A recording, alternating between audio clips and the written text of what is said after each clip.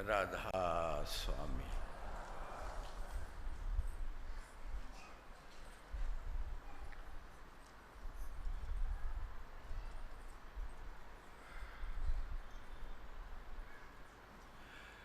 दया मांगते हो।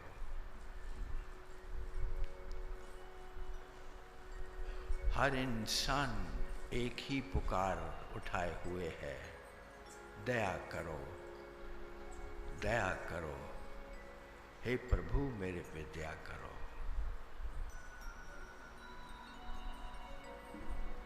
या मेरे खुदा, या मेरे अल्लाह, मुझ पे रहम करो, मुझ पे दया करो। क्योंकि इंसान जानता है कि एक उस मालिक की दया हो जाए तो सब होने लगेगा। जो चाहते हो सब मिल जाएगा, जो इच्छा है वो पूरी होगी।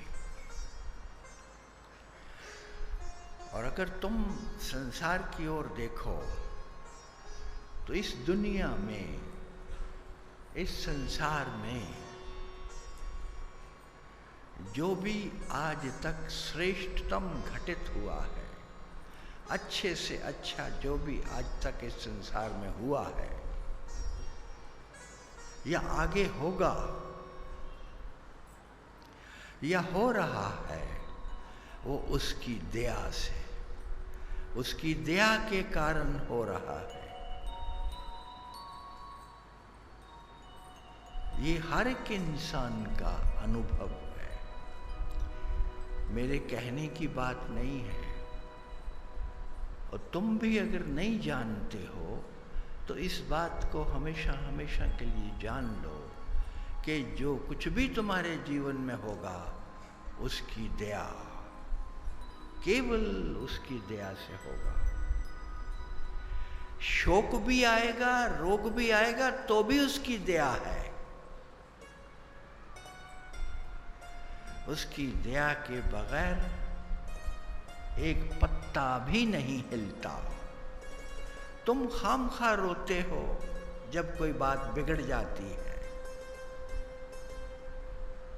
तुम खामखा उदास होते हो जब कहीं पर ठोकर लगती है जीवन में। तुम जानते नहीं इस बात को कि ये उसकी दया है, उसकी दया का फल है। उसकी दया के बगैर ना जन्म है ना मृत्यु है। उसकी दया के बगैर ना कोई घटित होता है ना कोई विघटित होता है। उसकी दया के बगैर ना जीवन है ना विनाश है। उसकी दया ही सर्वोपरि है। और ये कोई बात अचंभे की नहीं है कि तुम्हारी हर प्रार्थना में उसकी दया की पुकार है कि हे प्रभु दया करो, दया करो, दया करो।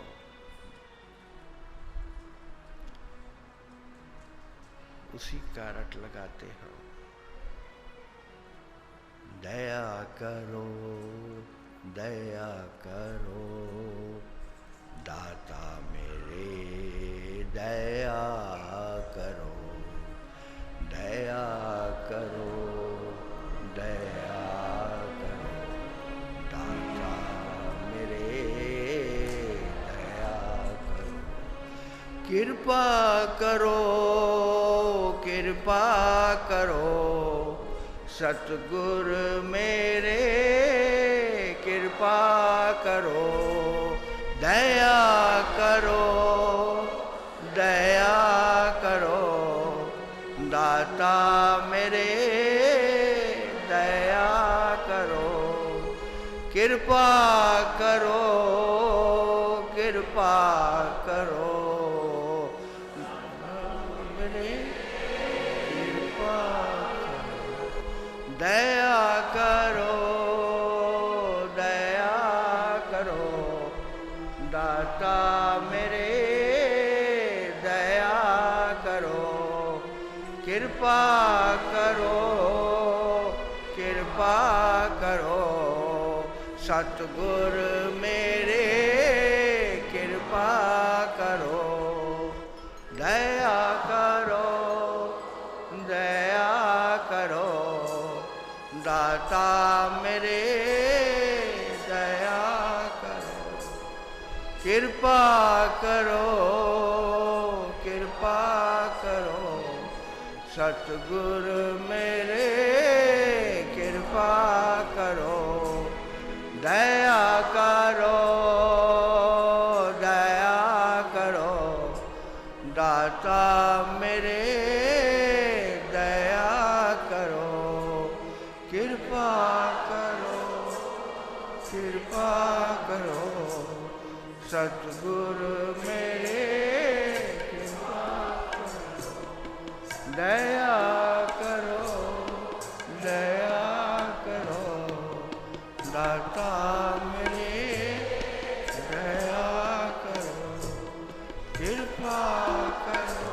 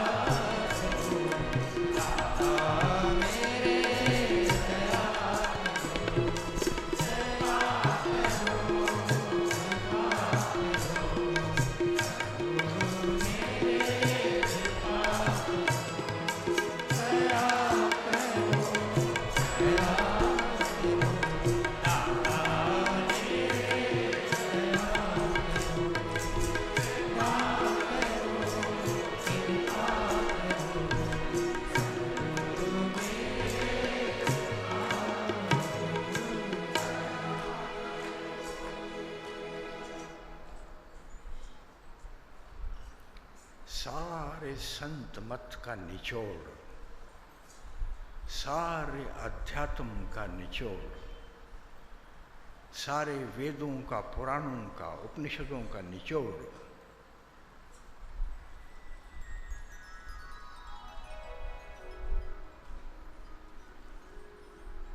सारी मुकद्दस कुरान शरीफ का निचोड़,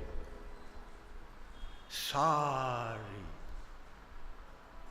बाइबल का निचोड़, सारे धम्मपद का निचोड़, आज तक जो मुनि हुए, ऋषि हुए, महात्मा हुए, संत हुए, परम संत हुए, सतगुरु हुए, देवता हुए, भगवान हुए, दरवेश हुए, फकीर हुए, योगी हुए, सन्यासी हुए, उनकी सबकी शिक्षा का निचोड़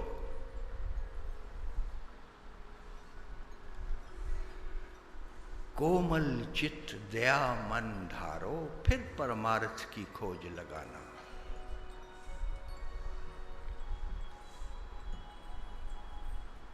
तुम उठ करके चलने लगते हो उस रास्ते पर जिस रास्ते के बारे में सुन लिया है कि इस पे चल करके परमात्मा मिलता है। वो सारी नियामतों का मालिक मिलता है, वो मालिकों का मालिक मिल जाता है और उसके मिलने से सब जीवन सिद्ध हो जाता है। सारी धरती के मालिक हो जाते हो तुम। ये तुमने सुन लिया है, ये तुमने कहीं से पढ़ लिया है और तुम ध्यान में बैठने लगते हो, तुम परमार्थ के रास्ते पर चलने लगते हो। तुम एक मूल में बात भूल जाते हो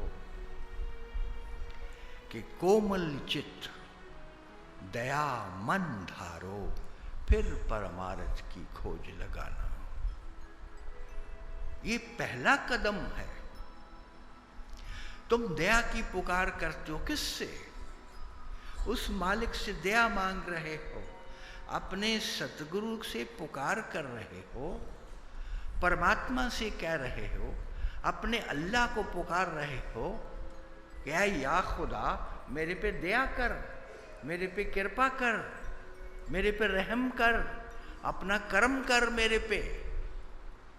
मैं तकलीफ में हूं, मैं दुख में हूं। मेरे देखे तो हर पल वो कर्म कर रहा है, हर पल वो तुम्हारे पर रहम कर रहा है।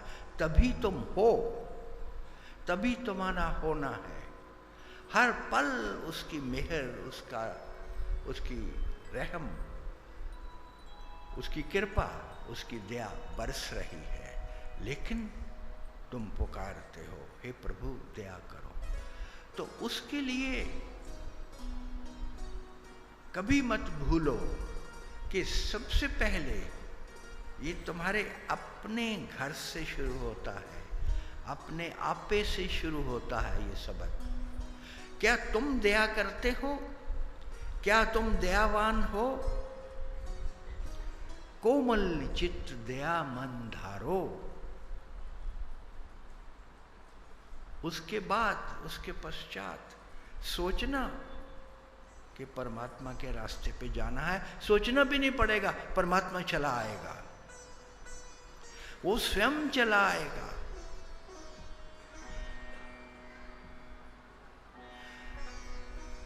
सारे धर्मों का आधार दया है। दया धर्म का मूल है, पाप मूल अभिमान।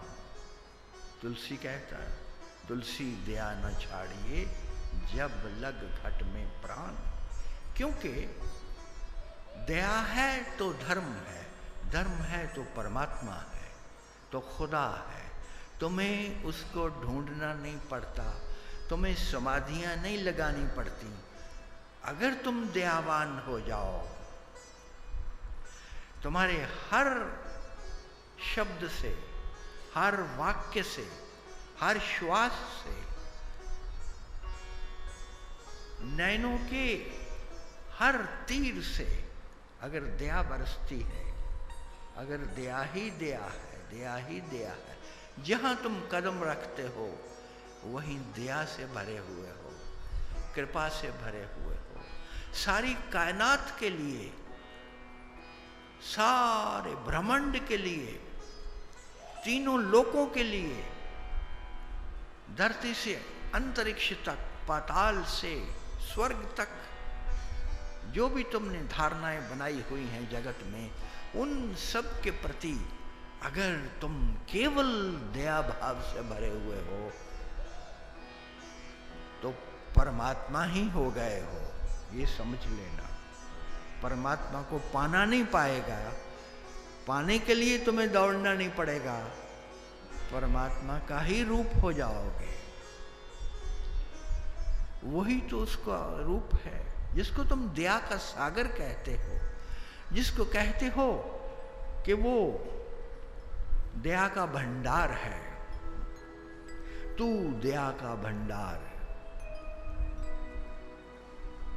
वो पल पल पल पल दया कर रहा है तुम्हारे ऊपर, और तुम अगर दयावान हो गए तो उसी परमात्मा का ही रूप हो गए। बहुत छोटा सा नुक्ता है, लेकिन समझ में आ जाए तो युगों युगों से जो तुम कोशिश कर रहे हो पाने की, युगों युगों से जिसकी तुम्हें तलाश है, जिस सुख की, जिस आनंद की, जिस परमानंद की, वो तुम्हारे आंगन में स्वयं गिरने लगेगा फूलों की तरह, उस बरसात की तरह जो मूसलाधार गिरती है आकाश से, वैसे ही अमृत गिरने लगता है, वैसे ही तुम्हारे जीवन में बहारें आने लगती हैं। एक काम कर लेने से, दूसरा नहीं करना, बस एक ही काम है। और मैंने तुमसे कहा कि दया तब उसकी खुलती है जब तुम दया बांटने लगते हो, जब तुम दया देने लगते हो। ये अटल नियम है जगत का। जितनी दया तुम करोगे इंसानियत पर, इस सारी जगत पर, मैं कहूंगा जितनी दया तुम करोगे हैवानियत पर भी, सिर्फ इंसानियत पर ही नहीं, हर के ऊपर, राक्षसों पर भी, दैत्यों पर भी, जितनी तुम दया बरसाओगे उतनी दया पीछे से चली आएगी, उससे कई गुना चली आएगी तुम्हारे लिए, तुम्हारे जीवन को संवारने के लिए। तुमने दया का छोटा सा झरोखा खोला और पीछे से दया के भंडार बड़े बड़े दरवाजों से चले आ रहे हैं, बड़े बड़े दरियाओं की तरह चले आ रहे हैं, उमड़ उमड़ के चले आ रहे हैं तुम्हारी तरफ। तुमने छोटा सा झरोखा खोला था दया का, और पीछे से बाढ़ की तरह वो दया चली आ रही है, परमात्मा की दया।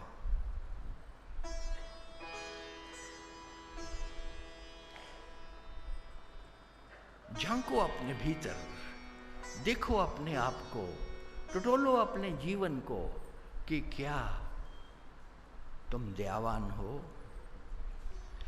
क्या तुम आंखें चढ़ा करके नहीं दूसरे से मुखातिब होते? क्या तुम गुस्से से नहीं बोलते हो किसी से?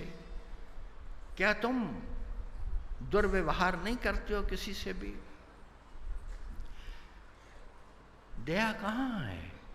अगर दया तुम्हारे में आ जाए तो प्रेम से भर जाओगे, तो प्रेम उमड़ आएगा प्राणी मात्र के लिए, सबके लिए, हैवानों के लिए, इंसानों के लिए, कायनात के लिए, पेड़ पौधों के लिए, छोटे छोटे कीड़े मकोड़ों के लिए, चींटियों के लिए, जानवरों के लिए, हैवानों के लिए, सबके लिए, आकाश के लिए, पृथ्वी के लिए दया ही दया आ जाएगी। अगर तुम प्रेम से भी भर जाओ तो भी दया आ जाएगी, दया से भर जाओ तो प्रेम आ जाएगा, तो उदारता आएगी।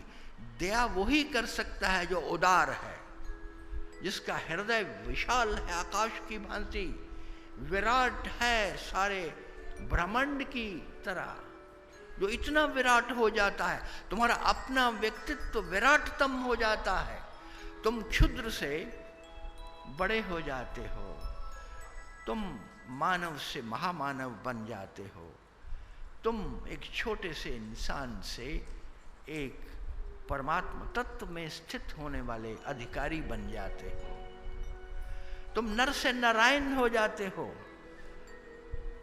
तुम एक छोटे से जीव से जगदीश्वर हो जाते हो। एक ही काम कर लेने से सब आने लगता है, सब पाप तिरोहित होने लगते हैं।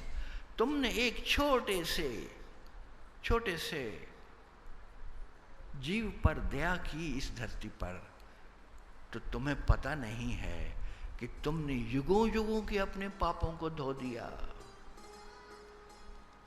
मुझे एक छोटी सी कहानी याद आती है। सुबुक्तगीन एक सिपाही था, मैंने पहले भी तुमसे कही है।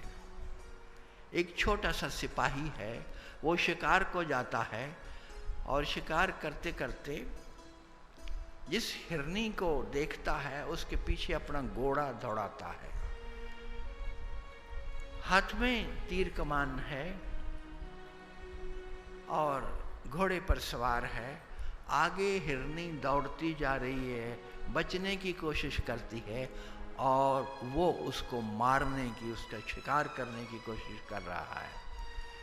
शिकार नहीं कर पाता, वो हिरनी छिप जाती है झाड़ियों में, जंगल में, और ये आदमी हताश हो जाता है कि मेरा शिकार चला गया, मैं शिकार ना कर सका। इतने में उन्हीं झाड़ियों से बाहर निकलती हुई उसी हिरनी के एक बच्चे को देखता है। उसी हिरनी का एक बच्चा बाहर आ जाता है। वो कहता है चलो हिरनी ना सही तो बच्चा ही मिल गया मुझे। तो वो बच्चे को, बड़ा प्यारा बच्चा है, वो कहता है इसको मारना क्या है, इसको ऐसे ही ले चलता हूँ, जब जी चाहेगा इसको मार देंगे, नहीं तो इसको बड़ा करेंगे, बड़ा करने के बाद मारेंगे। तो उस छोटी सी हिरनी को, जो कि हिरनी के बच्चा है, उसको अपने घोड़े पर बांध लेता है पकड़ करके। वो पकड़ने में कामयाब हो जाता है। हिरनी का बच्चा ज़्यादा भाग नहीं पाता, तो घोड़े पे बांध करके वो उस जंगल से बाहर निकलने लगता है। और थोड़ी देर में देखता है कि उस घोड़े के पीछे वही हिरनी जिसका वो पीछा कर रहा था और वो भाग करके छिप गई थी, बच गई थी, वही हिरनी पीछे पीछे पीछे पीछे चली आ रही है। उस हिरनी का बच्चा पकड़ा गया है, वो घोड़े पर है और ये सुबुक्तगीन घोड़े को दौड़ाए ले जा रहा है और पीछे वो हिरनी दौड़ी चली आ रही है। ये मुड़ के देखता है कि वही हिरनी जो काबू नहीं आ रही थी, वो अपने आप उसके पीछे पीछे चली आ रही है, क्योंकि बच्चा पकड़ा गया है। माँ है, बच्चे से लगाव है, बच्चे से प्रेम है, तो बच्चे के पीछे खींची चली आ रही है। तो सुबुक्तगीन बड़ा खुश होता है कि एक बच्चे को पकड़ने से उसकी माँ भी मिल गई, दोनों को अब मैं शिकार करूंगा, दोनों को पकड़ के लेके जाऊंगा। तो लेकिन वो घोड़े को रोकता है कि रोकते हैं, ये हिरनी तो कहीं जाएगी नहीं क्योंकि बच्चा मेरे पास है। तो उसको पकड़ने के लिए वो नीचे उतरता है घोड़े से। लेकिन उतने में ही एक परिवर्तन आता है उस सुबुक्तगीन में। वो कहता है देखो, जिसको मैं मारने के लिए बेचैन था और भागा चला जा रहा था और वो अपने आप को बचाने के लिए सारा जोर लगा रही थी अपने जीवन का, वो अपने आप समर्पित है, वो अपने आप खड़ी हो गई है मेरे घोड़े के पास आके और मरने को तैयार है। मैं जब चाहूं इसको मार दूं, इसको खत्म कर दूं। अचानक एक कौंध जाती है उसके हृदय में, एक प्रकार की प्रज्ञा, एक कौंध जाती है, बिजली। और वो कहता है मैं कर क्या रहा हूं, मैंने हिरनी के बच्चे को भी पकड़ लिया है, हिरनी भी मेरे पास है, दोनों मेरे पास है। ये प्यार करती है अपने बच्चे से, मैं बच्चे को मार नहीं सकता, ये बेचारी क्या करेगी, और ये उसके लिए अपना जीवन देने को तैयार है। ये कहती है पकड़ लो मुझे, मार दो मुझे, ये बच्चा मेरा है। इस प्रेम को, इस लगाव को, इस मोह को देख करके सुबुक्तगीन का दिल बदल जाता है। उसका हृदय परिवर्तन हो जाता है। अब वो कहता है नहीं, ये शिकार करने के काबिल नहीं है, ये शिकार मैं नहीं कर सकता। वो हिरनी का जो बच्चा उसने बांध रखा है अपने घोड़े पर, उसको भी खोल देता है और उतार देता है, और वो भाग करके बच्चा झाड़ियों में चला जाता है। हिरनी भी भाग जाती है, दोनों को भगा देता है, दोनों चले जाते हैं, दोनों बच जाते हैं। उस रात सुबुक्तगीन को अपने खैमे में लेटे लेटे सोए सोए एक ख्वाब आता है। उस ख्वाब में एक फरिश्ता उतरता है और वो कहता है, सुबुक्तगीन से कहता है कि सुबुक्तगीन, परमात्मा ने कल ही एक लिस्ट तैयार की है उनकी जो राजा होंगे आगे चल करके इस धरती पर, और उनमें सबसे ऊपर तेरा नाम है। उन राजाओं की लिस्ट में परमात्मा ने तेरा नाम रखा है सुबुक्तगीन। और ऐसा ही होता है, आगे चल के वो सिपाही जो कभी सोच भी नहीं पाता था, उसने विश्वास भी ना किया उस फरिश्ते की बात का, उस सपने का उसको ख्याल भी ना आया, लेकिन आगे चल करके वही सुबुक्तगीन राजा बनता है। एक छोटा सा दया का काम करने के कारण। दया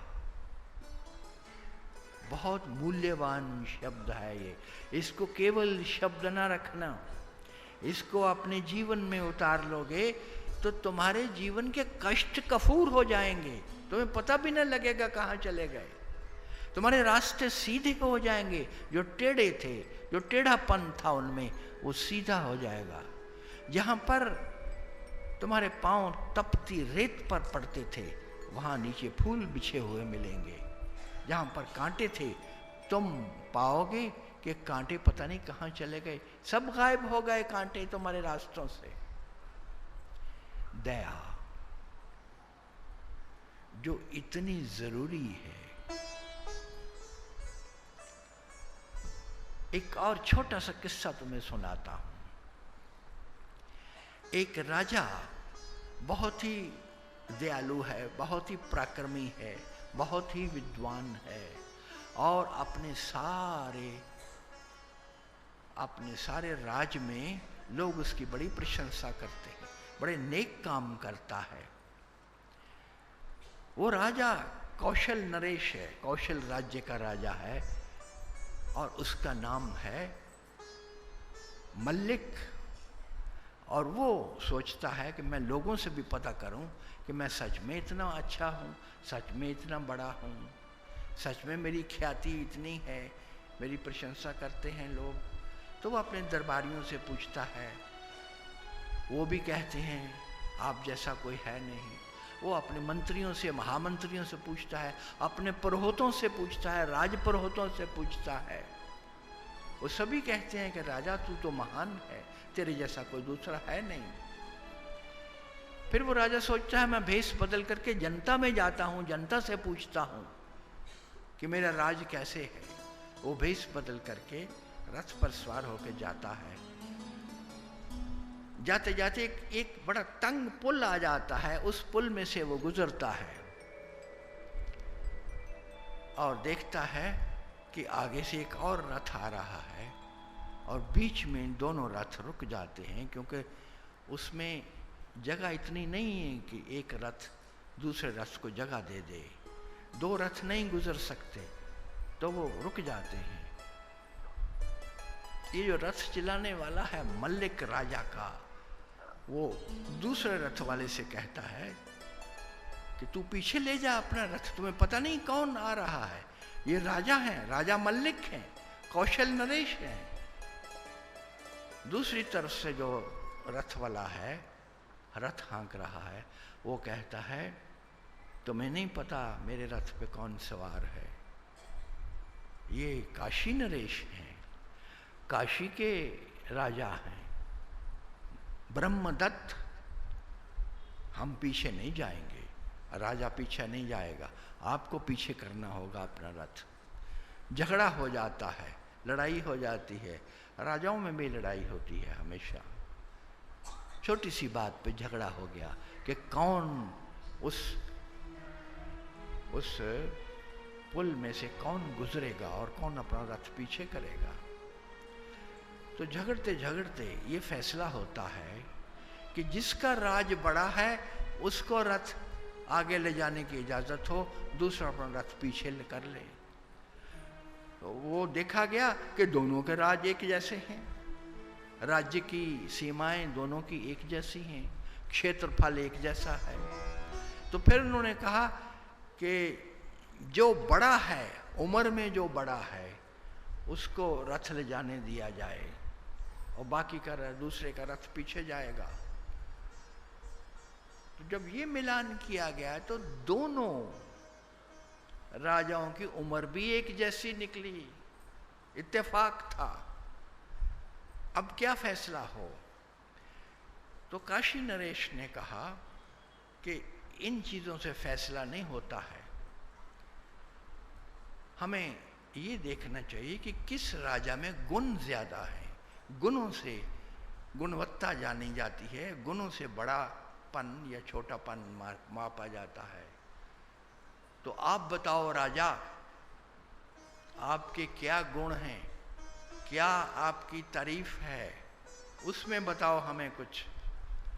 तो वो जो मल्लिक राजा कौशल है, कौशल नरेश है, वो कहता है कि मैं उन पे जो लोग अच्छे काम करते हैं उन पे दया करता हूँ, उनको मैं इनाम देता हूँ। जो अच्छे काम करते हैं उनको मैं शाबाश देता हूँ, उनको मैं पुरस्कृत करता हूँ, और जो बुरे काम करते हैं उनको मैं दंडित करता हूँ, उनको मैं दंड देता हूँ।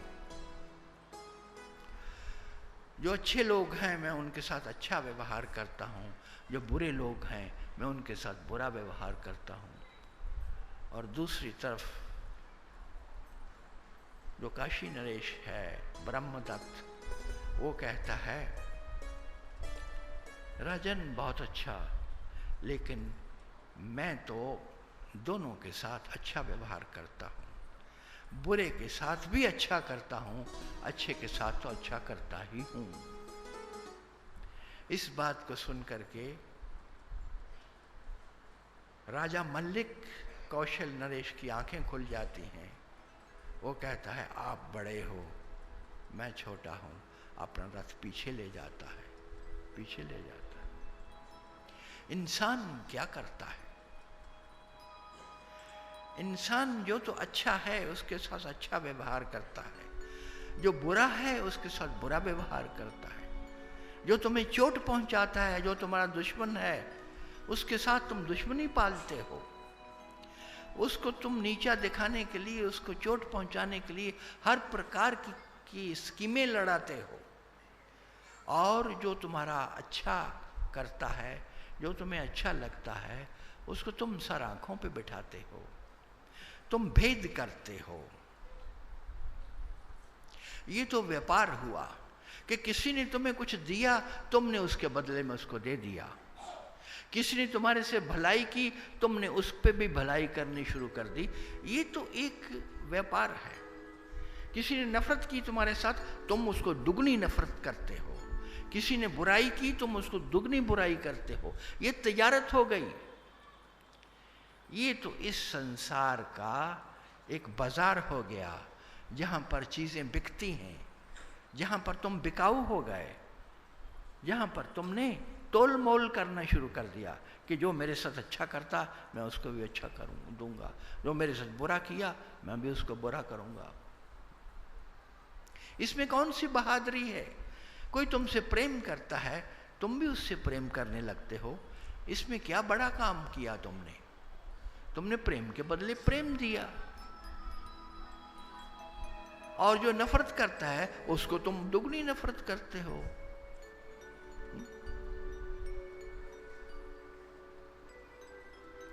मजा तो तब है, प्रेम तो तब है कि जो तुम्हारे साथ नफरत पालता है, जो तुम्हारे साथ दुश्मनी पालता है, जिसने अपनी बगल में छुरा छुपा के रखा हुआ है कि वो कब घोंप दे तुम्हारे अंदर, जो ऐसा है उसके साथ भी तुम प्रेम का व्यवहार करो,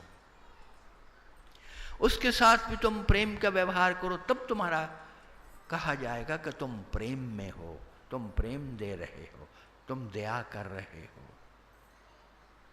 नहीं तो व्यापारी हो। तो दया को समझो क्या है ये। और मैंने तुमसे एक पहली बात मूल में बताई कि सब पे दया करोगे तो परमात्मा की दया तुम्हारे पे बरसने लगेगी, तो पीछे से दया चली आएगी। और दूसरी बात मैं तुमसे कहता हूं कि उसके हुक्म में रहो। अगर उसकी दया चाहिए और अगर उसकी कृपा चाहिए तो उसके हुक्म में रहो। जो तेरी मर्जी, उसका हुक्म का क्या मतलब है कि जो वो कर रहा है उसको कबूल करते जाओ। सर्व स्वीकारिता हो जीवन में तुम्हारे, सब जीवन में स्वीकार कर रहे हो, विरोध नहीं कर रहे हो। परमात्मा जो कर रहा है उसकी समझ तुम्हारी समझ से कम नहीं है। ये मत सोचो कि तुम्हारी समझ परमात्मा से ज्यादा है, तुम बहुत समझदार हो गए, तुम बहुत विवेकी हो गए। वो सब जानता है। वो जो घट घट में समाया हुआ है, जो अंतर्यामी है, जो सर्वव्यापक है, जो सर्वज्ञ है, वो सब जानता है। और उसके हुक्म में रहने का मतलब ये है कि तुम समर्पित हो गए, तुम शरणागत हो गए कि जो तेरी मर्जी, जो तुद भाए साईं भली कार। जो तुम्हें अच्छा लगता है प्रभु तुम वो ही करो, मेरी कोई मर्जी नहीं है। जिस दिन तुम्हारी अपनी मर्जी खत्म हो जाती है और जिस दिन तुम उसकी मर्जी में आ जाते हो कि जो तेरी मर्जी, जिसने ये समझ लिया और अपने जीवन में उतार लिया, उसके जीवन से दुख सदा सदा के लिए तिरोहित हो जाते।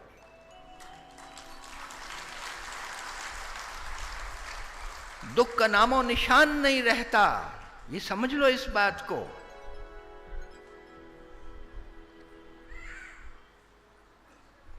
इंसान दुखी है। क्यों दुखी है? अपने ही कारण दुखी है। तो मैंने तुम्हें दूसरा कदम दिया कि उसके हुक्म में रहो। हुक्म रज़ाई चलना नानक लिखया नाल। हुक्म, हर इंसान उसके हुक्म से बंधा है। देखो, एक और गहरी बात बता रहा हूं।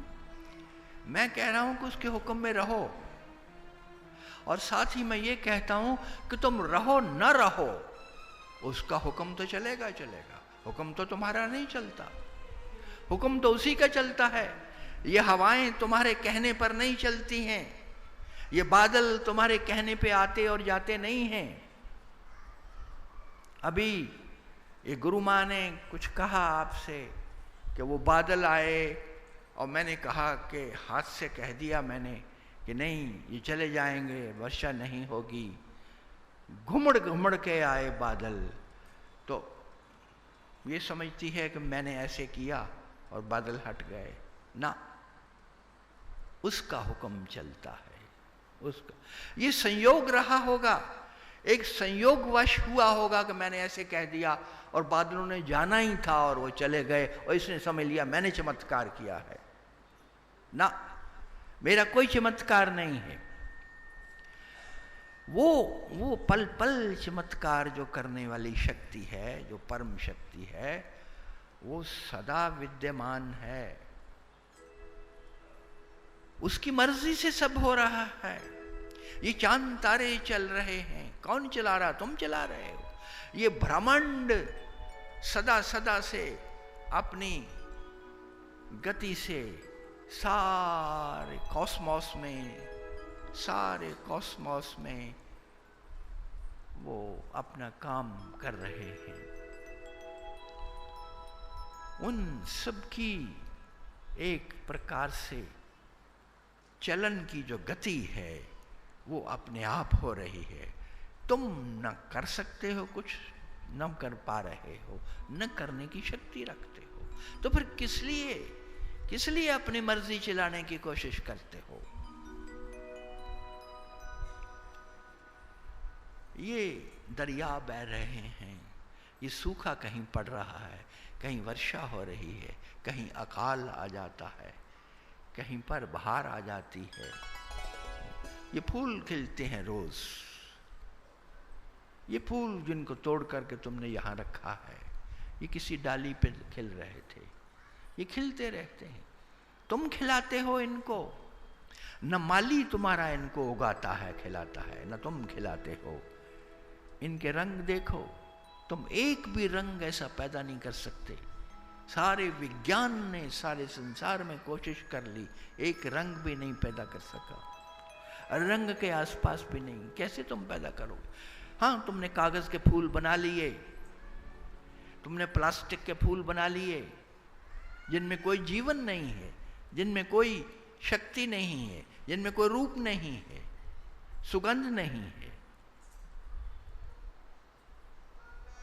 कुछ नहीं कर सकता इंसान। जो हो रहा है, जो हो रहा है, उसी की शक्ति से हो रहा है, उसी के चाहने से हो रहा है। तुम कह देते हो, आया कोई, किसी ने कहा महाराज जी हम तो आपकी रजा में राजी हैं हम उसमें जिसमें तेरी रजा है।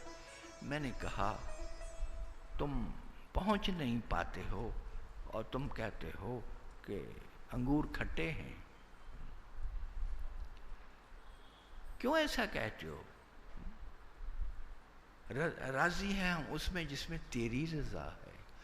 तुम ना भी राजी हो, तुम्हें कौन पूछता है कि तुम राजी होगे तो ही उसकी रजा होगी? उसकी रजा तुम्हें बिना पूछे चल रही है, तुम्हें बिना तुम्हारी सलाह लिए चल रही है।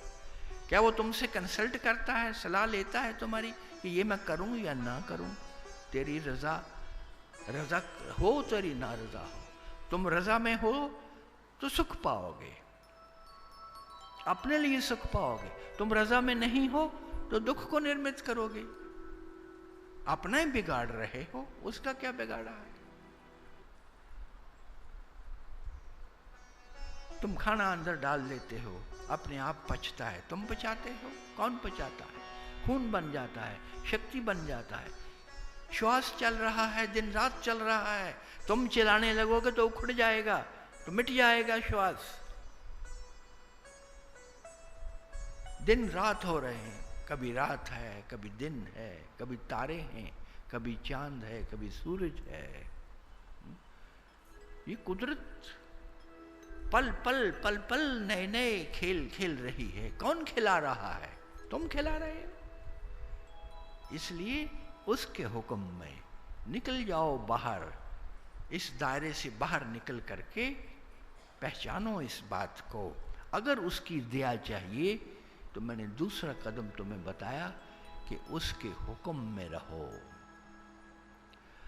अब तुम पूछोगे कि उसका हुक्म क्या है? पहली बात तो यह है कि जो भी हो रहा है, जो भी घटित हो रहा है, उसका हुक्म है, इसलिए उसको मानो, उसको कबूल करो, उसके आगे नतमस्तक हो, झुक जाओ उसके आगे। दूसरी बात यह है कि अगर तुम्हें पूछना ही है कि उसका हुक्म क्या है, तो अगर तुम्हें कोई कामल पुरुष मिला हुआ है, कोई सतगुरु मिला हुआ है, कोई तत्ववेता संत तुम्हारे जीवन में आया है या उतरा है, या तुमने किसी का लड़ पकड़ा है, उसका जो परमात्म तत्व में स्थित रहता है सदा, हर पल जो वहीं है, वहीं का संदेश लाता है, वहीं का पैगाम सुनाता है, वहीं की वाणी लेके आता है, वहीं के शब्द तुम्हें सुनाता है और बोलता है,